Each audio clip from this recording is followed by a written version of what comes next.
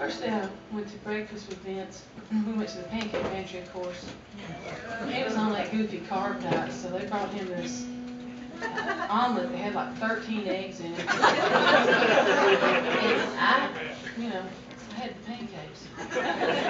We were sitting there, and I mean, it was kind of my first really hang with a rock star kind of moment. And I mean, he just seemed regular to me. Hell, he's from Oklahoma, so I thought, it just seemed nice, and I'm from Texas, so we hit it off real fast, and I wasn't too, starstruck or nothing. But everybody else in the pancake pantry was. And they were coming up right and left. He couldn't get his eggs eaten, and I was just mowing down the pancakes. Just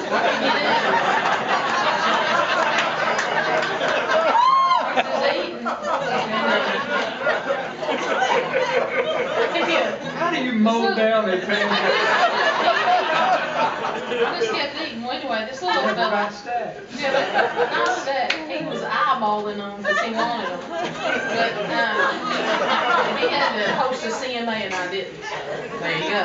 Anyhow, this little fella comes up to Vince, and he was a little old bitty guy, and I'm not sure exactly what the situation was with him, but I don't think he was exactly right. He brought this paper. A little guy. A little guy. It was a nice little fella, but he came over and he had this little piece of paper, and I swear he had taken a big old piece of paper like that, and he folded it 31 times into this note, and it had all this writing on it, and he came right up to Vince, and he got right over the eggs, and he goes, "Mr. Gill, can you read this, and I want you to have it." And Vince, and I'm thinking, oh man, he's about to snap here, because he hadn't been able to get a bite of food in, and he said, "I sure can." Boom, he opens it up and starts reading the Magna Carta. I mean, it was just, so when we got done, this is the first day I've ever been around him. We go back to my little office, and I said, how do you do that? I said, you can't even get a bite of food in your mouth. I said, how does that work for you? And he goes, man, you just love them. You just love them.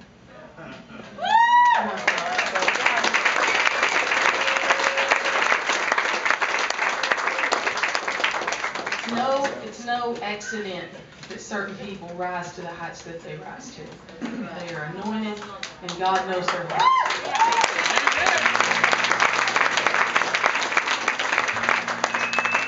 One night I was in this room and I was playing with Carl Jackson, Larry Cordell, and Jerry Salley, and that's a feat in itself. Melvin Montgomery was with us that night.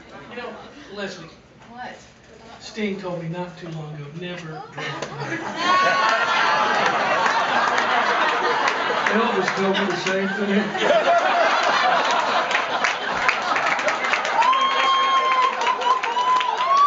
Was he eating pancakes that day? Morning, baby. That sent me down this one bunny trail. I got to tell you this little funny story. When he said Sting, I went to meet Emmylou Harris when I was making my first record for Warner Brothers, and I was so excited because she's always been my giant hero, and I was like, I went with this really funny woman named Mary Martin, who is very much like Vince's dad. She's rough cut, and she does immense eating words, and she takes me over, she goes, you need to meet Emmylou, let's go. And I was like, oh my gosh. I mean, I dressed up. How geeky. So we go to her house, and I was so nervous I wouldn't sit on any of the furniture. I just sat on the floor with the cats crawling on me. And so we were sitting there, and she said, well, we sat there for a few minutes, and she said, well, she goes, I've got to really kind of go. I've got an appointment. They're bringing a tree over here to my house. I went, they're bringing a tree? She goes, yeah, these two big flatbed trucks are bringing this tree. And I went, a tree that big? You bought a tree that big? She said, no, Sting sent it to me for a gift. They're going to put it out there and they bought it. I'm like, what? Sting sent her a giant tree. I thought that was pretty cool. Anyways, one night I was playing in this room, and I had written this particular song that morning. I played it for Carl Jackson in the studio, and I played it that night.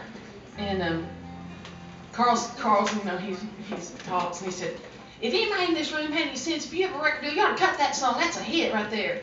And this little voice in the back goes, I'll cut it. It was Pam Tillis. And she did cut it. It wasn't this song. But I'm just saying, I'm hoping lightning strikes twice, because that song was new that day, and this song is new today, because I just wrote it yesterday with Sean Kemp. Okay, good. So I'm going to play you a brand new song. Just hoping the story had a point. Pam's not here.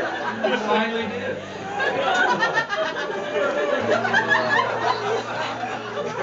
I all kinds of nasty things down there. Oh, it's early. I told Sean I had this line, and Sean Kemp is a poet, and he jumped right on it. We wrote this song yesterday. I'm gonna see if y'all like it. Love me like a dance floor loves an old honky-tonk song. Throw your arms around me like I can do no wrong. Hold me tight till they turn on the lights and everybody else is gone. Love me like a dance floor loves an old honky-tonk song. Love me like New Orleans loves Creole eyes, dark enough to sink into for the rest of your life. Need me like Bourbon Street needs a Dixie lullaby. Love me like New Orleans loves Creole eyes. Just love me, just love me. We belong together, baby. Just love me.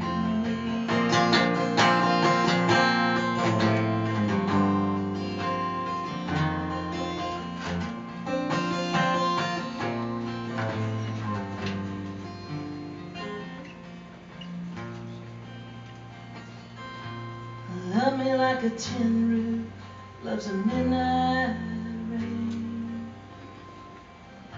Love me till you've washed away all pain. Let it fall down and flood the ground till we're never the same. Love me like a tin roof loves a midnight rain. Love me like an eagle loves Montana skies. Lift me up beyond the blue, oh baby, let me fly. Wild and free I will see this world from the other side. Love me like an eagle loves Montana skies.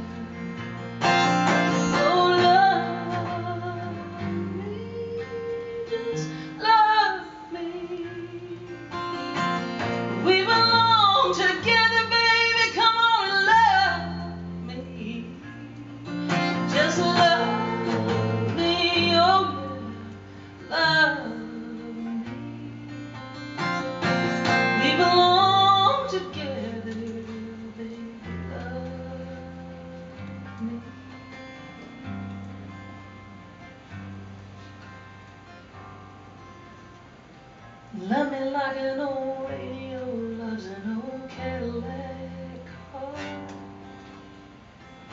Turn me on, drive me home, or just park out under the stars.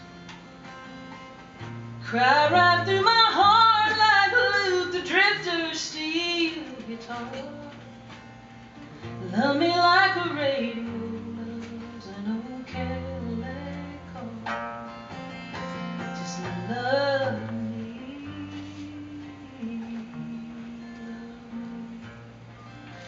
cause we belong together, baby. Love me. Yes, ma'am.